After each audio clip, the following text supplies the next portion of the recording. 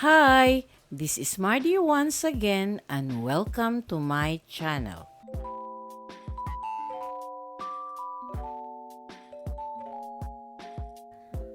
Maria Lourdes Jimenez Carvajal, popularly known as Inday Badiday, was a Filipino TV host, journalist, who was known as Philippine television's Queen of Showbiz talk shows and Queen of Intrigues.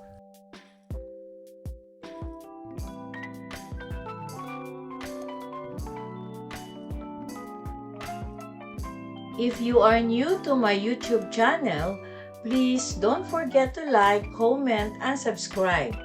At para updated kayo sa mga susunod kong videos, please click the bell notification below. At sana po, don't skip the ads and please watch until the end of my video.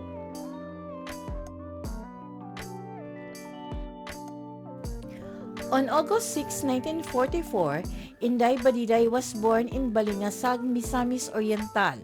Ang pangalang Inday Badiday ay likha ng kanyang ina na si Lala mula sa salitang Inday bilang girly at Badiday bilang bading o flamboyant na tumutukoy sa nakakaakit na katangian ng industriya ng tsismis. Ang kanyang komentaryo at kalaman tungkol sa industriya ay nagdulot sa kanya ng katanyagan. Nakilala rin siya sa kanyang charitable TV segment ng pag-anunsyo ng mga nawawala o kinidnap na bata sa kanyang mga platform sa media. She is also a columnist for the different showbiz and movie magazines iBugs, Bigay Hilig sa Balitang Showbiz, Modern Romances, and Chismis.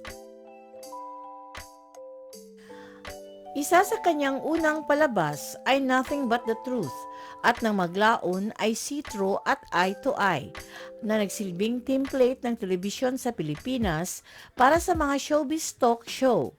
Ang mga palabas na ito ay pawang ginawa ng GMA News and Public Affairs at ng kanyang production company ang Loka Productions.